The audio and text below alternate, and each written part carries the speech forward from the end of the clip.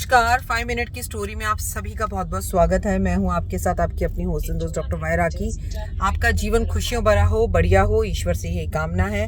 और आज आपको कहानी सुनाती हूँ राम भक्त विष्णु चक्र की। राम कहो, कृष्ण कहो, विष्णु कहो, सब विष्णु जी के अवतार ही हैं। और साथ में गरुण की। गरुण हमेशा राम जी के साथ रहते थे और विष्णु चक्र यानी कि जो कृष्ण जी के पास रहता था। तो एक बार कृष्ण जी ने देखा कि चक्र में और गरुण में लड़ाई हो रही है। गरुण कह रहा है कि मैं सारे काम विष्णु भगवान के दौड़ दौड़ के भाग भाग के कर लेता हूँ, चाहे वो राम रूप में हो, चाहे वो कृष्ण रूप में हो। तो चक्र बोलने लगा, अरे चाहे वो राम रूप में हो, चाहे विष्णु रूप में हो, चक्र में तो उनके हाथ में मैं ही रहता हूँ, चाहे वो कृष्ण रूप में हो, तो मैं बड़ा भक्त हूँ। भगवान ने सोचा कि इन दोनों का घमंड खत्म करना चाहिए और इनकी मैं को तोड़ना चाहिए। इसके लिए भगवान ने उनसे कहा कि गरुण जाओ, उस पहाड़ पर एक मेरा भक्त बैठा हुआ है, उसे बुला कर लेकर आओ। जब गरुण जी वहां पहुंचे तो वहां पर एक बूढ़ा सा बानर बैठ के राम राम राम राम जप रहा था। उसने कहा कि ऐसा है, आपको भगवान ने बुलाया है और चलो, कृष्ण जी बुला रहे हैं आपको। तो राम जी बोले, हनुमान जी बोले, मैं तो सिर्फ राम के बुलाने पर जाता हूँ, मुझे पता है कि कृष्ण भी उन्हीं के अवतार है, पर राम बुलाएंगे तब आऊँगा। तो गरुड़ ने बोला, हाँ हाँ, राम ही बुला रहे हैं आपको और वो उन्हीं के अवतार है, उन्होंने मुझे पहले ही बोला था, तुम राम नाम सुनकर ही आओगे, उसके बिना आओगे नहीं। चलो, तो उन्होंने मेरी पीठ पर आप बैठ जाओ। हनुमान जी बोले, मैं किसी की पीठ पर नहीं बैठता, तुम जाओ, मैं आ जाऊँगा।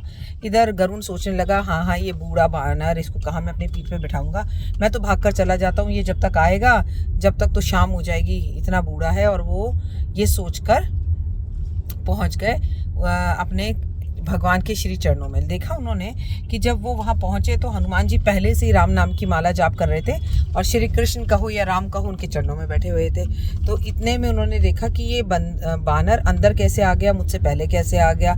और देखा दरवाजे पर जो भगवान की रक्षा करता रहता है विष्णु चक्र, और वो विष्णु चक्र भी नहीं है। तो उसने अपनी आंखें बंद करी, अंतर्यामी तरीके से देखा। तो उसने देखा कि जैसे हनुमान जी आए, विष्णु चक्र ने उन्हें रोका और राम राम करके उन्हें राम जी के पास जाने नहीं दिया।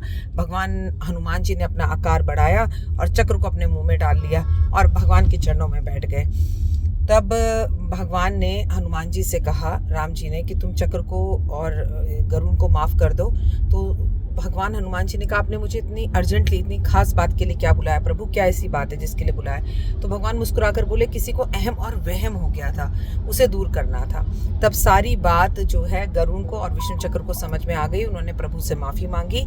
इसीलिए आप कितने भी ताकतवर और शक्तिमान क्यों ना हो, लेकिन अपने ऊपर घमंड कभी मत करिएगा। हो सकता है लगता हो आपको कि ये काम सिर्फ मैं ही कर सकता हूँ, ये काम मैं कर सकता हूँ, ये तो बहुत अच्छी बात है, सिर्फ मैं ही कर सकता हूँ, ये आपका घमंड है। और इस घमंड से जितनी जल्दी बाहर निकल जाए उतना अच्छा। उम्मीद है कहानी आपको पसंद आई होगी, और अगर पसंद आई होगी तो कमेंट्स में जय माता दी जरूर कीजिएगा। मैं आज हूँ या ना हूँ, कल आप हो या ना हो, ये जिंदगी कभी किसी के लिए नहीं रुकी दोस्त। एक आएगा एक जाएगा, कल और आएंगे मुझसे बेहतर कहने वाले, तुमसे बेहतर सुनने वाले।